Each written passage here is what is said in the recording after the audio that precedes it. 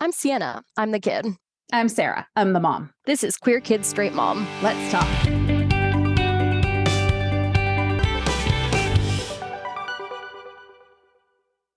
Welcome back to Queer Kids Straight Mom. We are so excited to welcome our special guest, Erin Reed, today. Erin is an independent journalist and passionate advocate for transgender rights. She has spent countless hours covering LGBTQ+ related legislation. And through her work, personal experience, and advocacy, Erin knows trans issues inside and out. We are thrilled to have her on the show today because there is no better person to help us spread this information that we think is really important right now. Our mission here at this podcast is to help inform parents, to help them have or hear tough conversations they might not be able to have with their kids, and help sort through the opinions that are out there that are often presented as fact, and help parents kind of figure out what's real, what's an opinion. I have no problem asking hard questions. What we want people to do is read things and say, what if I'm wrong, and learn from it. But we need the people who ask the tough questions to give good answers. On February 2nd, the New York Times published a piece by opinion columnist Pamela Paul titled, "As Kids, They Thought They Were Trans, They No Longer Do." As soon as I finished reading it, I texted Sienna, "Have you seen this? I really needed some perspective." And Sienna brought a lot of things to my attention that I wouldn't have known otherwise. How dubious some of her sources are, and the fact that this was an opinion piece, not a hard-hitting piece of investigative journalism. Not just that, but the way it's formatted and titled and everything presents it as though it is a piece of journalism, but it's not. There's just that little line there that says opinion that you have to be paying attention to. Right. So I'm really worried that by presenting an opinion piece as a news article and fringe perspectives as medical information, Paul's intention might be to sow the seed of doubt in parents who support their trans kids. Mom instincts make us really susceptible to things like this because we just want the best for our kids, and it's easy to get scared when people throw things out there. She has to know this, which is what troubled me about her publishing this. Erin, you have been quite vocal in walking people through the problematic parts of this article. So we're really happy that you've joined us so we can help inform our audience how to best support their kids and what's real. So in this piece, Laura Edwards-Leeper, a founding psychologist of the first pediatric gender clinic in the US, says the majority of patients she sees now don't have a long history of gender dysphoria. Paul then references rapid onset gender dysphoria, a term for a theoretical phenomena proposing that teens experience sudden gender dysphoria because of social contagion and peer influence. Paul says, and I quote, "While professional associations say there is a lack of quality research on rapid onset gender dysphoria, several researchers have documented the phenomenon, and many healthcare providers have seen evidence of it in their practice." Can you give us more information on this theory, its origins, what we know about it? Yes, of course. So the idea of rapid onset gender dysphoria is something that has been claimed by a select handful of researchers that have been the primary contributors towards the anti-trans discourse. And these articles tend to appear in the same journals. So they aren't articles that are accepted to, widely reputable journals. They're articles that end up getting parked in Ken Zucker's journal as well as a couple others. And the primary person behind this, I think the most recognizable name is going to be Lisa Littman, who did research on what she was terming rapid onset gender dysphoria, the idea that you see your trans kid, one day they are identifying as cis, and then all of a sudden they tell you that they're trans, and it seems like a big rapid onset. Now, before I get into the individual critiques of the study, there's been research on this. There's been research from very reputable researchers published in places like the Journal of Pediatrics, where they've actually discovered that trans youth typically know their gender for at least 4 years before coming out to their parents. And many times will wait 5, 6, even up to 10 years, they found in the study. And I think that many trans people that you speak to will corroborate this. Anecdotally, we've got a lot of support for the actual data behind the study. Many trans people will, for instance, state that they had an idea of their gender identity early on, but it took a while to come out to your parents. And I think that even cisgender people can understand that it can feel really scary to formulate your gender identity and then have to come out to somebody who you don't know how they're going to react. For many kids, it takes a long time. And so what ends up happening, and the reason why it's been described as rapid, is that once a trans youth comes out to their parents, the act of coming out can feel liberating. And it can lead people to want to change their clothing, change their name. Once you are out, it feels empowering, and you might take those steps in a way that appears quick to somebody else, but you've been considering and thinking about for quite a long time before you've come out to your parents. So that study was the main one that sort of debunked this idea. Now, the Littman studies that have supported the idea or purported to support the idea include a study that was taken entirely from a website called Transgender Trend in Parents of ROGD Kids. It was one of the studies, which literally you are studying a group of people who are specifically buying into the idea that ROGD is real and that their kids experience ROGD. Notably, that study did not interview trans youth. It didn't have any controls. It didn't look at the youth themselves. It just reported on the parents' experiences. She's got a couple others. Some of them focus on a handful of detransitioners pulled off of r/dtrans and a few SurveyMonkey polls and Reddit posts on that site. But they're nothing compared to the, mountains of evidence that we have that trans youth typically know their gender identity at an earlier age than they come out. Having taken statistical analysis classes, the idea that you can just throw a survey on a Reddit page and be like, this is science is, so funny. Okay. And this is actually, these issues have led to some of these articles getting retracted. They've led to some of the articles getting pulled down and republished with notes saying that they don't validate the theory of rapid onset gender dysphoria. And of course, even with these handful of articles that have appeared in, very fringe science journals, we have had 60 mental health organizations, including the American Psychological Association, basically all of the mental health organizations in the United States that have come out saying there are no sound empirical studies of ROGD and that there is no evidence that ROGD aligns with the lived experiences of transgender people, calling for an end to the term. Wow. That's good information and a little shocking that she chose to go there. Well, and there's a reason why, again, this appears in the New York Times opinion section, although it looks like something that you would see out of the investigative journalism desk. I know that in the paper itself, it took up 2 full New York Times pages. It's not. And, you would expect better fact checking, even of the opinions section. Unfortunately, it would appear that the standards are not up to par. Yeah, absolutely. That's disappointing. Edwards Leeper is quoted in this piece as saying that many providers are missing the step of really assessing what's going on with teens, hearing the timeline, or getting the parent's perspective in order to create a treatment plan. Paul claims that healthcare professionals and scientists who don't think clinicians should automatically agree to a young person's self-diagnosis are afraid to speak up. My understanding is that the process for a young person to access gender-affirming care is pretty extensive.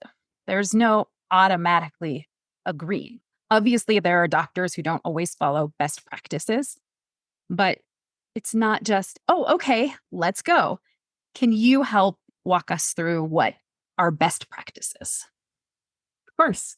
And let me first state that, every individual patient is going to have a different experience with their doctor depending on the patient presentation. And this is a foundational bedrock principle of medicine.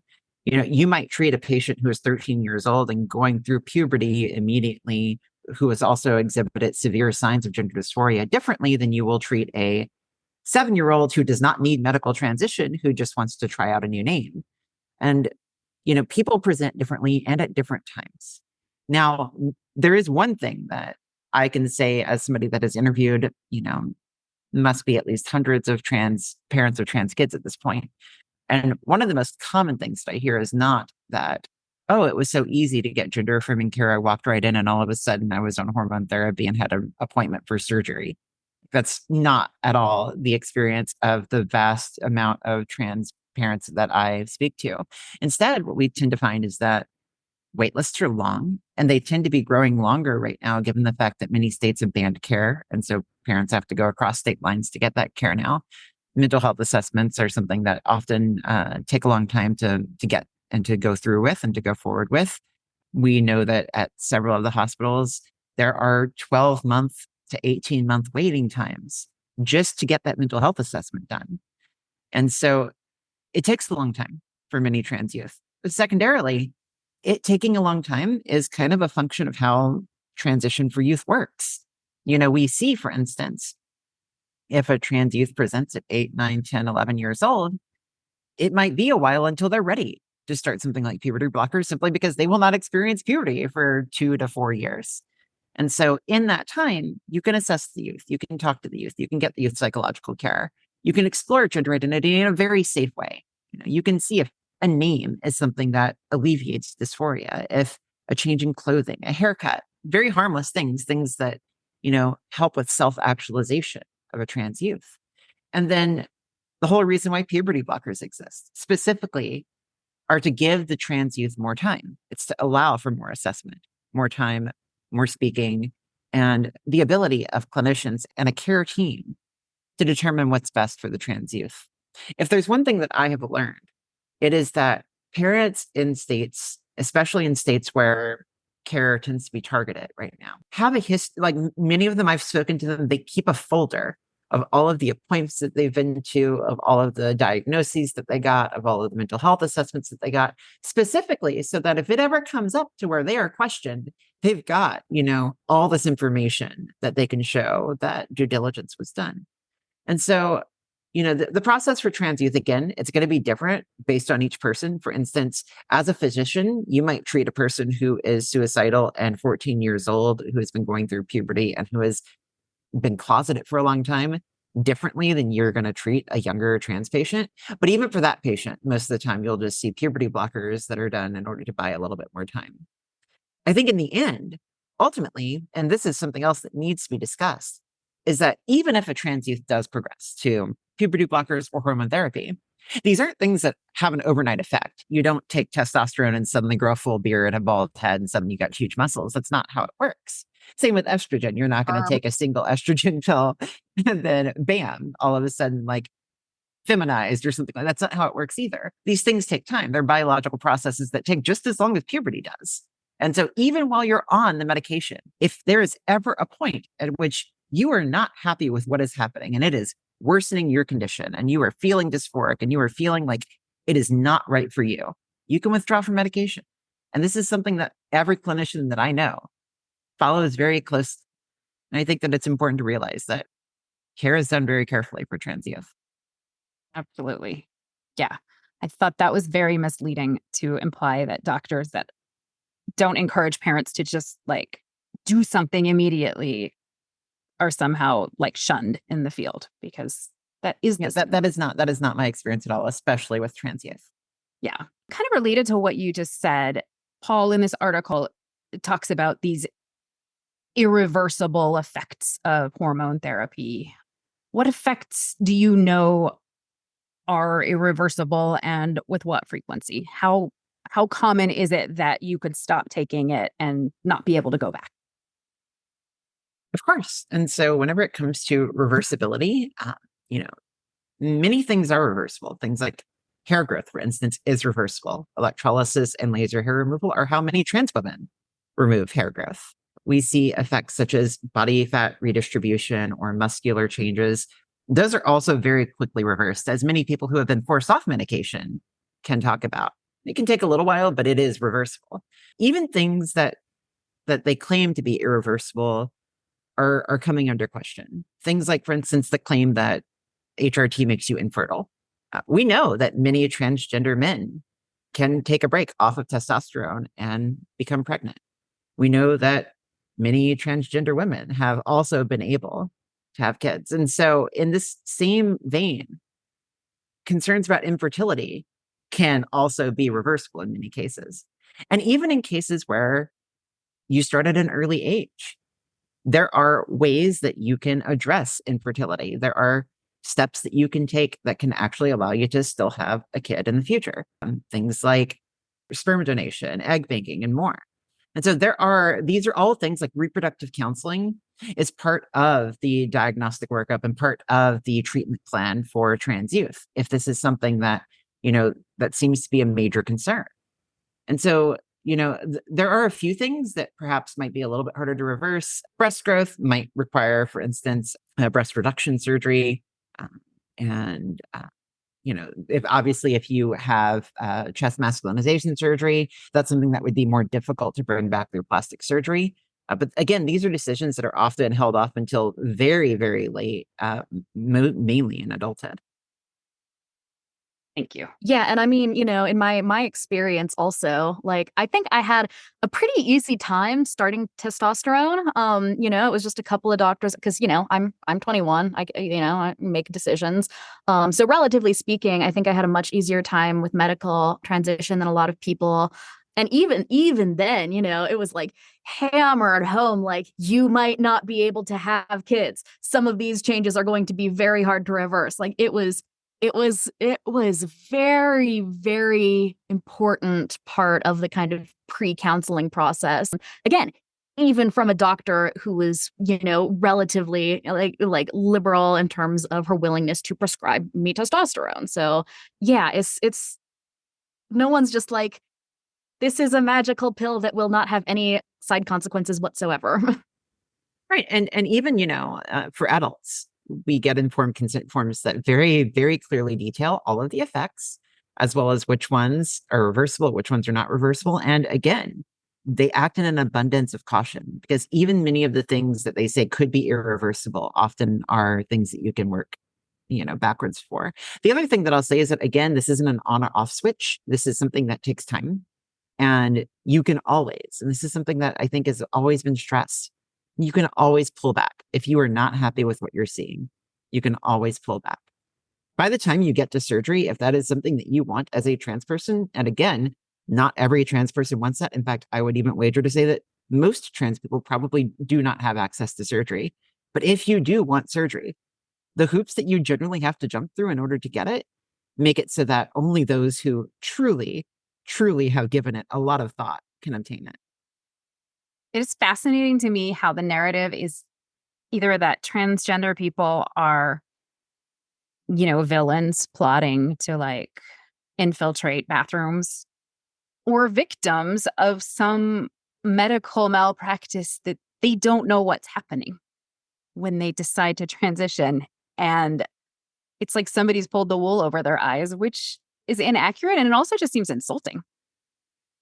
Yeah. And it's also kind of like a double bind sort of deal. Trans people are both entirely helpless victims and evil predators. And this actually, it's really interesting. This goes into media representation of trans people prior to the year 2011, where every time you saw a trans person in any TV show, film, movie, or sketch, we were either the victim or perpetrator of a crime or the butt of a joke. And this is something that has been perpetuated through society for a very long time now. Many of your listeners might remember an old Saturday Night Live sketch, It's Pat, where the entire punchline was gender nonconforming person is funny. Ha ha, I don't like you because you're disgusting. And then we also see movies where trans people were murderers or vicious killers, or they were the victims of crimes in like Law and Order SVU, were a very common place where you would see that. Very rarely did you ever see trans people living an empowering life, doing things that they loved. And I think that has sort of permeated culture since then. Well, I think it's kind of a thing that you see a lot of with any group that experiences any form of gender marginalization, right? I mean, we see a similar thing with cisgender women and sexism historically, of like you are either like a seductive whore who wants to tempt men into evil, or you're like an ingenue who doesn't know any better, or same thing with other queer people, right, are also frequently treated as either a predator or the victim of a predator. And I think it really has to do a lot with this sort of dominant culture's desire to take away autonomy, right, to reduce people who experience gender marginalization to idea, to a sort of infantilized state where we're not allowed to make decisions for ourselves. And if you acknowledge that, yeah, we're full people, we're not just evil victims or funny, then you would have to treat us the way that you treat, people with gender privilege.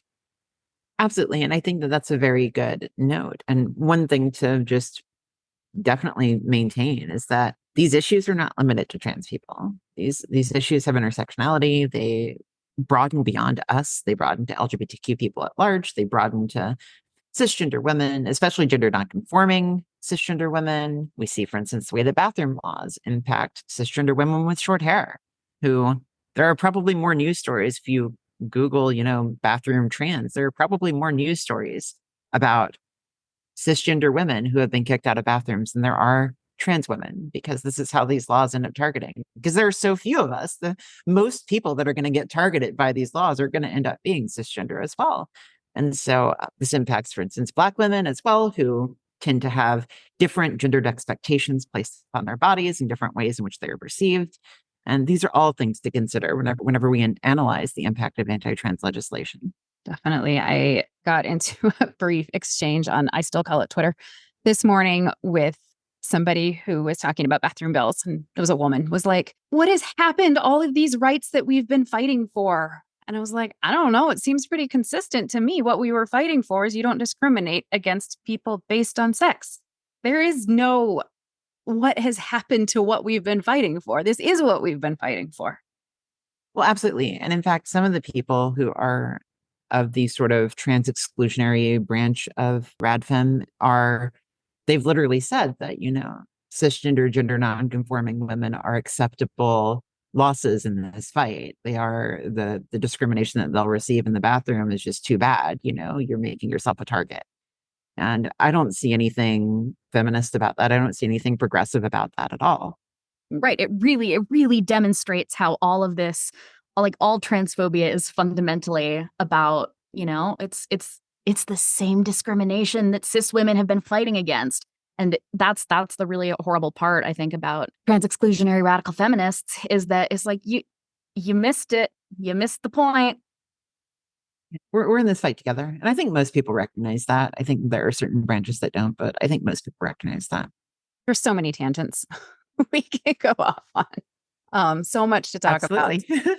So another thing I'm going to try to focus here that Pamela Paul says in this column is that parents have told her it's a struggle to support their kids compassionately while seeking the best psychological and medical care because they feel compelled by everybody, gender clinicians, doctors, schools, all this social pressure to accept their child's declared gender identity.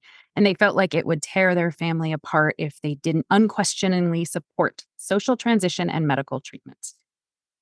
This is not something I ever experienced. Sienna, if I'm remembering this correctly, when you told your doctor how you were feeling, which middle school, early high school, maybe, she referred you to another provider in the practice who is more experienced in that area. And she, in turn, suggested therapy, which you did. I never felt pressured by anybody in this experience to do anything. You've talked to a lot of parents of transgender kids. Erin, you said, what do you hear from them? Do you hear them talking about being pressured by everybody? No, the only pressure that I've ever heard is the pressure one feels from watching your kid succeed and become happy. And all of a sudden you realize that, like, I've got to do this. I've got to be there for my kid. And I think that as a parent myself of an 8-year-old, if I see my kid thriving, if I see that there is a chance for my kid to thrive, I'm going to take it. And I think that that's important to recognize. I watch hearings after hearings after hearings, and I don't hear parents come up saying they felt pressure to take care of their kids. In fact, the only ones that I see say that are the ones whose kids have turned 21 and left the household because, they were being derided or called names or, mistreated by their parents. I know one of them in Ohio, for instance, testified as such. And we learned from them that they run a 1,000-member conversion therapy group. And it's like, okay, I understand why you say you felt pressured, but that doesn't apply to all of the parents that spoke against the bill, stating that, my God, my kid turned from being this depressed, anxious person to thriving and happy. And I mean, I think that whenever a parent is working with a medical team, working with their kid, working with psychological care, sometimes that feels scary as a parent. And I want to acknowledge that. Like, it's important to recognize that, like, if you're not used to working with these kinds of teams, it can feel scary. But I think that the biggest thing is that everybody in that room wants to help that kid succeed. Everybody in that room wants to help that kid thrive. And you as the parent have the best and closest connection with them. You can see how they grow and how they develop. So ultimately, no, it doesn't match my experiences, the stories of experiences that I've heard, the idea that the parents of trans youth are being pressured to accept a gender identity. That's not really something that I see. That's interesting that you said that about, hearing that from the team of people. And if that is not, I guess that's an important perspective. If that maybe some of these parents that she talked to went into that appointment expecting the doctor to say, no, it's all in your head. And when the doctor was actually like, we might need to take this seriously, they were like, oh, now they're pressuring me, just because they legitimized what this kid was feeling. And I think actually this is a really important point to bring up, because I think you're getting at the heart of maybe why some parents might say that they felt pressured.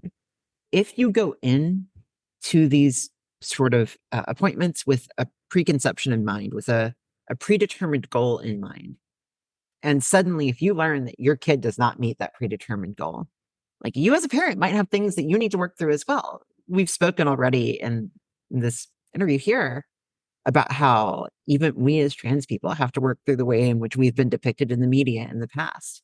And parents have that too. Cisgender people have that as well. Everybody has that. And sometimes whenever your kid doesn't meet your expectations, you have to either redefine your expectations, change your expectations, or you might feel pressured. You might feel like your kid is suddenly becoming their own person. And that person isn't what you wanted, or isn't the gender identity that you wanted. And maybe it flies in the face of religious issues. Maybe it flies in the face of family issues.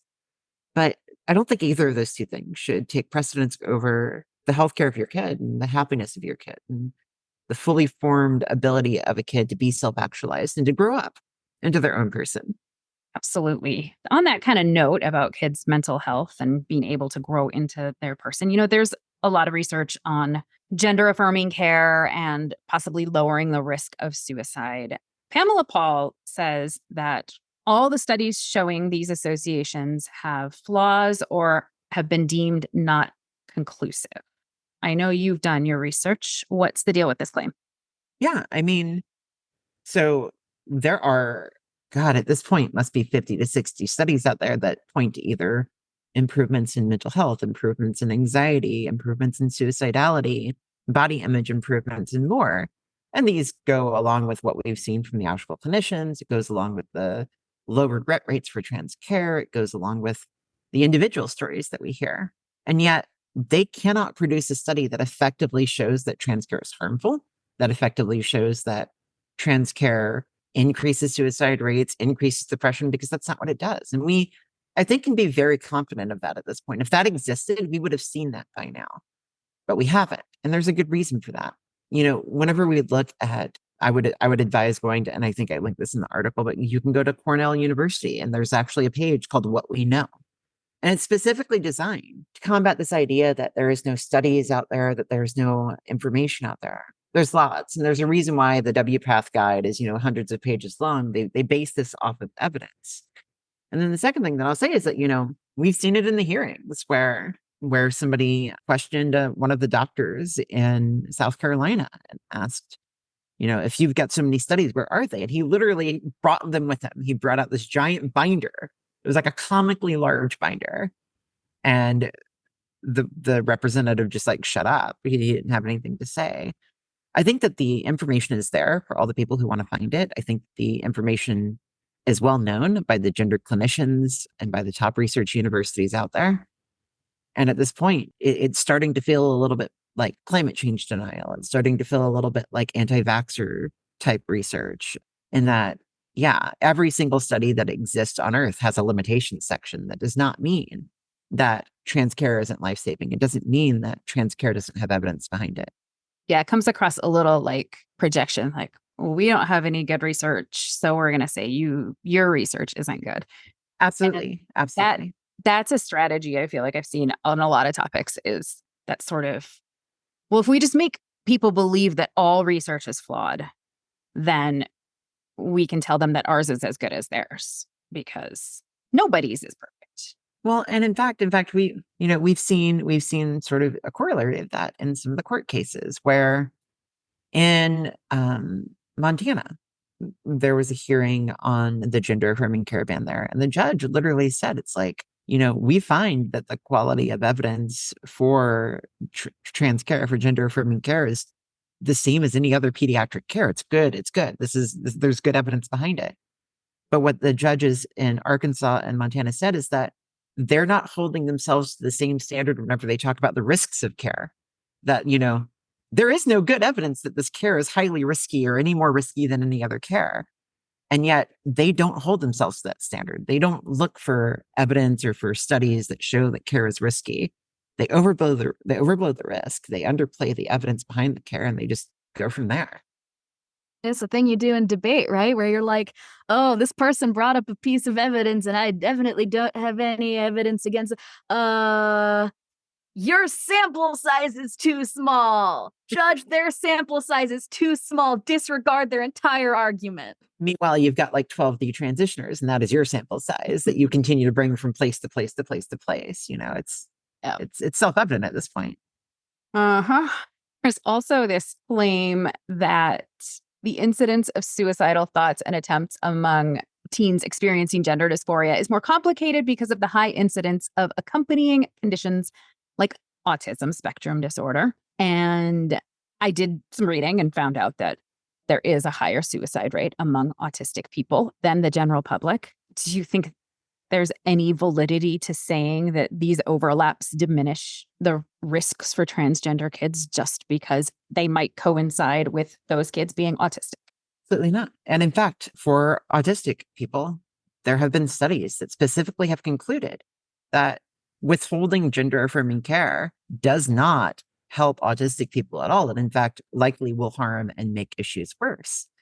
There's nothing out there that suggests that somebody who is autistic cannot also be transgender, cannot also experience gender dysphoria. And in fact, in addressing trans issues and gender dysphoria, you can take a major source of stress out of an autistic person's life. And I think that this is the case for so many conditions.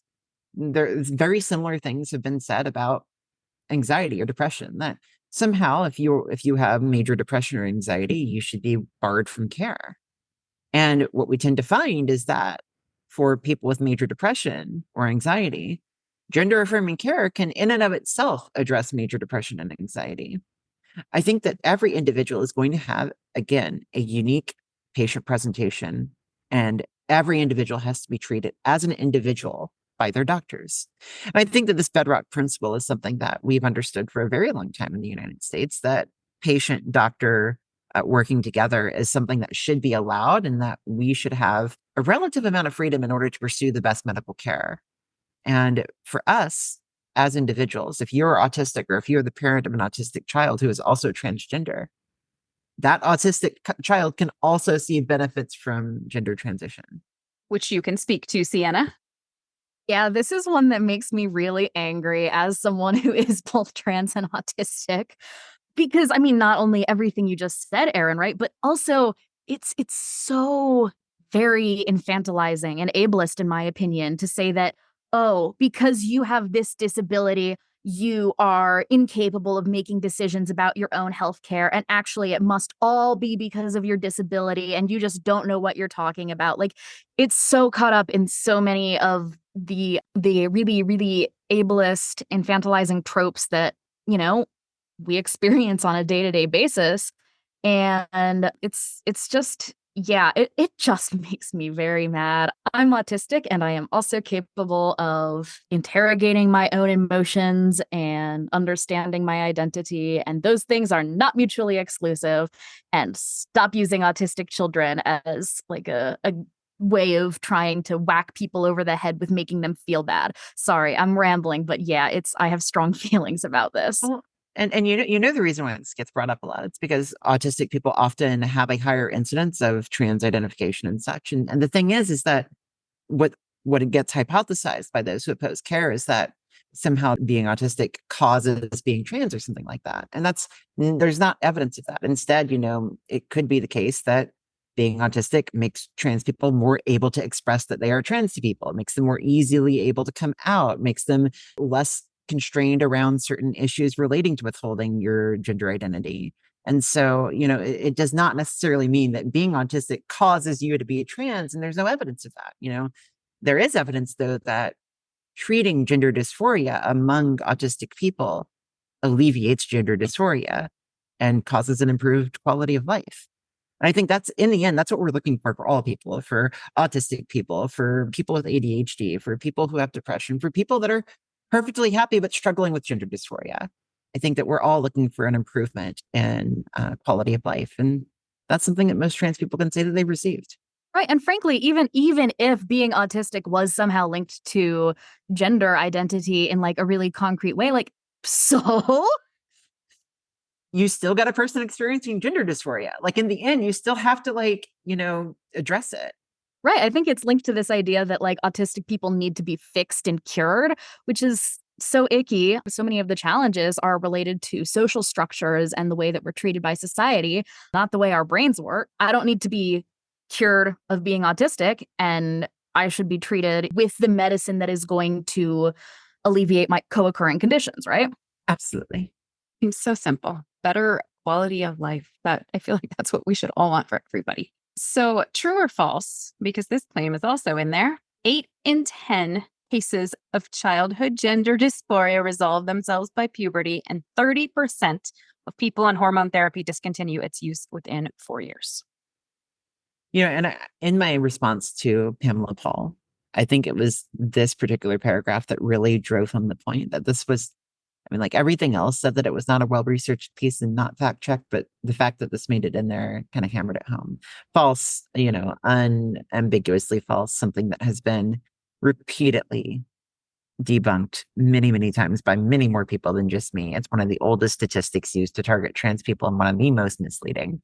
The 80% of trans youth are going to desist from being trans comes from very old studies from the 1990s, whenever youth transition was not even allowed, I might add.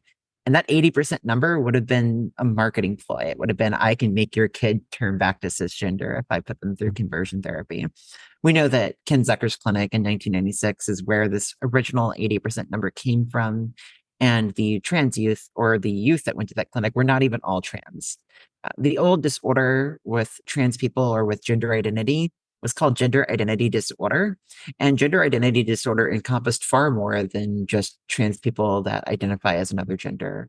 Gender identity disorder might be that young, effeminate teen boy that a parent is like, you're a sissy and you got to man up. I'm going to take you to a clinic and you've got gender identity disorder. We're going to fix that. Or, it might be a butch tomboy who, again, is not acting in the way that their gendered expectations should be in society. And we know from Ken Zucker's clinic that he spoke about how being an effeminate gay male is just too hard in this world. And so, perhaps implicitly he could fix that. These studies don't hold up today. We know that in 2013, the DSM-5 came out and gender identity disorder no longer exists. Instead, it is gender dysphoria. And gender dysphoria requires that the youth identify or wish to identify as being another gender or other than their assigned sex at birth. The other thing that I'll add is that, these numbers are not in a vacuum. They're not being seen as like, oh, you just let a trans person grow up. This is an active attempt at changing a person's gender identity. And I don't think that we should do that with anybody. I think there's really good evidence that doesn't work. Modern studies show that desistance is only around 2.5%, that 97.5% of trans youth who socially transition continue to identify as trans 5 years later. And that's because under modern times, we have more acceptance. We don't try to throw youth into conversion therapy. As far as the 30% number, because I'm going to move now to the next one, which is the other one that is often cited, but also very heavily problematic. 30%, which should, by the way, raise flags because it's notably smaller than 80% and is used to claim that 30% of people actually detransition, comes from a military study where they looked at TRICARE and they looked at all the people that were filling their hormone therapy through TRICARE. And the authors of the study said that if you stop filling your hormone therapy through TRICARE, then you have detransitioned medically, and that you represent somebody who regrets being trans. But notably, there are some huge problems with the study. For instance, a good portion of the study occurred during Trump's military ban on trans people, where people were kicked off their medication, where people hid their family members who were on medication because suddenly Trump was targeting all the trans people in the military. Now, that's like the clearest example of a problem, but there's lots of other problems too. For instance, I actually solicited a lot of comments from people on TRICARE and found that, unsurprisingly, TRICARE can kind of suck whenever it comes to covering healthcare, whenever it comes to covering gender affirming care. For instance, many people reported that the nearest doctor that would provide hormone therapy under TRICARE was a few hundred miles away. Meanwhile, they could instead go to their Planned Parenthood clinic that was 5 miles down the road. And yeah, maybe they'll have to pay $50 to $60 instead of getting it covered through TRICARE, but it's right there and it's easier. That person would be coded as discontinuing their hormone therapy under this study. We tend to find that most studies show that detransition rates are very low. The vast majority of people who do detransition do so not because they aren't trans, but rather because they experience discrimination, because they experience workplace harassment or parental loss of care. They experience religious discrimination, being kicked out of their church and more. And that number is not anywhere near 30%, as that study might suggest. This article says that the low rates of detransition that are claimed by trans activists rely on self-reported cases to gender clinics and likely understate actual numbers of detransitioners. But she also used a study of young detransitioners who report that they suffered from rapid onset gender dysphoria. Seems like that's self-reported information. And I don't know. I'm just throwing that out there as one of the things that struck me as like, you're like actually proving yourself wrong right now. And I think what's important is that, there's a lot of good research out there that tries to narrow down that number. And while we don't know what the exact number is, we've got some pretty good boundaries. We know that at the highest possible, that 30% number, it's not the case. We know that that's not the case because of the problems that I mentioned. The lowest possible, we've seen gender clinics that have reported maybe 4 out of a few thousand people detransitioning. It's likely that the number is a little bit higher than that, but there's a lot of good research out there. And different people have attacked this problem in different ways. Some of it is survey data. Some of it is looking at healthcare and continuation of healthcare. Some of it is following up and putting people in specifically in cohort studies. And we have seen that typically the rate tends to be between 2 and 4%. That Cornell University thing that I had mentioned earlier in this, the What We Know, they go through all of the detransition studies that are out there, and they use it to make a cautious judgment of what the true rate probably is. 2 to 4% is what they have arrived at, Cornell University, looking at all the studies that are out there on this topic. And it's probably not that much further from that. Perfect. I will definitely link to that on our website. So people Of course. out. There's also a quote from a detransitioned psychotherapist named Paul Garcia Ryan. When a professional affirms a gender identity for a younger person, what they are doing is implementing a psychological intervention that narrows a person's sense of self and closes off their options for considering what's possible for them. I feel like the term affirming is really widely misused. My perception of it as a parent of a queer kid is that affirming means listening and being accepting and loving and positive, and that doesn't have to be a separate thing from proceeding carefully, which is what most medical professionals suggest. And I feel like affirming is used as like you automatically accept what your kid wants and like throw them into hormone therapy and like do everything today because they said so.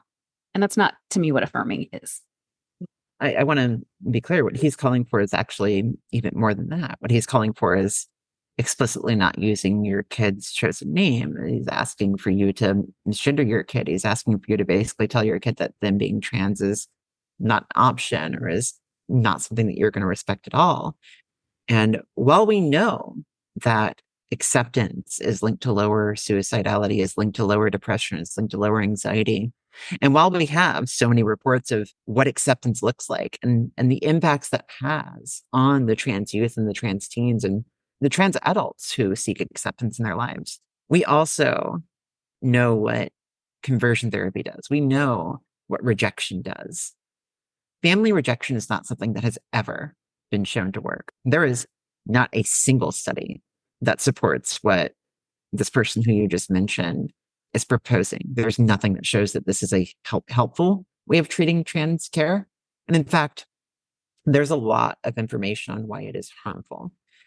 What they tend to promote is that we should be not accepting our trans youth's identity. And in fact, we should be putting them through something that they term gender exploratory therapy, GET, which might sound good. It sounds like, you're exploring somebody's gender identity, but it's actually not what it is. And there's been many articles written about how this is actually conversion therapy, how basically it tells parents not to accept their kids, not to accept their gender identity.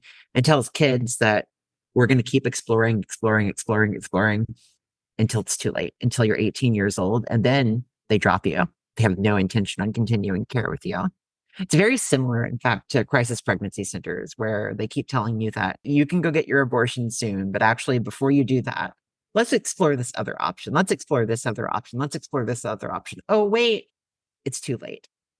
And that's the goal of this. The goal is to make it so that the trans youth feels like it's too late, that acceptance is never going to come, that gender affirming care is definitely never going to come. And we have reports of people that have been put through this, that have been put through what this person suggests that you should do. And it's not pretty, it sucks. Well, and I think it's based on this idea that people have this conception that, your assigned sex is somehow like natural and correct.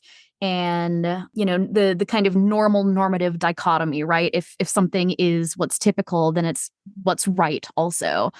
And it's still a path, right? If you tell your child, no, you're definitely cis, this is the correct thing, that is also pushing your child onto a specific path. That is no different. That is more aggressive than simply saying, yeah, go explore, get a haircut, wear different clothes. I don't care. That's far more aggressive and pigeonholing than the alternative. It is the naturalistic fallacy. It's the idea that what is natural is good and right. And we already know that this is not the case. For instance, if you're a youth that needs glasses and you try to say, I don't want to give you glasses because, God, you might be wearing them for the rest of your life, that doesn't fix the issue that your kid still needs glasses. And it's the same thing with trans people. If you're trans and you're experiencing gender dysphoria, you can't go, well, I'm not going to use your name or pronouns because, God, you might keep identifying as trans for the rest of your life. That assumes that a cisgender identity for that kid is going to be good because it is quote unquote natural. But we've got lots of evidence that that's not the case. And we know, again, that family rejection doesn't work. It's not something that has ever been shown to work. So Pamela Paul closes this article by saying, in a sort of play, I think, to say, but I support trans people, by saying that transgender activists would be more effective if they focused on widely popular issues, like the need for legal protections for transgender adults and additional research on the needs of young people reporting gender dysphoria. These are already things that transgender people and their allies care about. To imply that, like, you're focusing on the wrong things because you're talking about kids. I don't know. I mean, it's rich for a cisgender person who's not impacted at all by this to say this is what you should really be focusing on in order to get my love and acceptance. I don't think that any minority, any person that has been treated the way that we've been treated by people like Pamela Paul are going to be taking advice from her on what to do. If I took advice from Pamela Paul, I probably wouldn't be here. I wouldn't be transitioned. I wouldn't even potentially even be alive for all I know. And I don't think that she is reputable enough to make the claims that she does. Lastly, the other thing that I'll say is that if all activism ever focused on were things that were popular, we would never see change. We would never see change in the positive direction on anything. And to make the claim that activism should only focus on what is already popular literally misses the point of working towards making things better. Yeah, absolutely. I don't want to take up too much of your time. I just have one last thing I would like to ask of you for our audience. If what is in this article, if any of it is true, there seem to be a lot of people out there who have found really irresponsible therapists. Where can people go to find qualified, responsible therapists that are knowledgeable about gender affirming care and will follow best practices? Where would you start if you were seeking this for your child?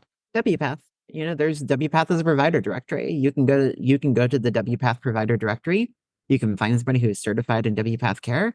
And I've forwarded many people up the WPATH provider directory, and they all tend to be really good. They tend to be people who are so well educated and informed on working with trans people. And they're going to know. They're going to know what to help you with. They're not only that, they're going to know what all the resources are. And I think that that's the biggest thing, is that a lot of times therapists do not know what resources are out there. And I often educate therapists on this, people that don't make gender affirming care their main specialty. And so what you end up seeing a lot of times, that trans youth end up with therapists who don't have any experience with gender dysphoria. And this can be bad for many reasons, not for being rushed into care, but it can also be bad for the opposite reason, that somebody who has never worked with trans youth before, who has read a Pamela Paul piece, and that is the extent of their education on gender identity, might start to say, well, no, maybe you're not really trans. Hey, parents, stop calling your kid this name because I read this piece in the New York Times. And that's not what you want either. WPATH is the best place to go for a therapist. Great. Thank you. That is good information. I really appreciate this. Like you just said, this kind of column is not where we want people to be getting their information. And I know that it is. I mean, it's a trusted newspaper that's been around forever. And I think it's very easy for people to read this and say, well, it was in the New York Times. So I appreciate you helping us kind of take this information apart and put some facts out there. I hope it helps parents that might have been like, oh no, what does this mean? So absolutely, anytime. Thank you very much. And just for all you're doing as well. Fighting the good fight. Of course. Thank both of you so much for having me on. Of course. Yeah, thank you so much. Take care. You too. I hope that was helpful to everybody. Definitely check out the resources that we will share, and let us know if you have any questions or comments about that article or the information we provided. We would also like to encourage you to check out Erin's newsletter, Erin in the Morning, and follow her on social media. She has some great commentary. Next episode, we are talking about what it is like to be a feminist parent of a trans kid. And I have heard this more than once. I have faced it myself, having a moment of, is this a backlash against feminism? Is this going against the things that we have fought for? And that's also an argument that people really like to use against trans rights, is it is somehow detracting from women's rights. So we will discuss. Take care of yourselves, and we'll catch you next time. Bye. If you found this podcast helpful, interesting, or just mildly amusing, please consider rating and reviewing us on your podcasting platform of choice. It really helps us to get the word out there and spread this information as far as we can. And as always, check out our website at queerkidsstraightmom.com, or visit us on Facebook, Queer Kid Straight Mom, Instagram at queerkid.straightmom, or Twitter at queerkidstr8mom. And if you're feeling especially generous, please consider joining our Patreon by searching Queer Kids Straight Mom. It helps us fund this podcast.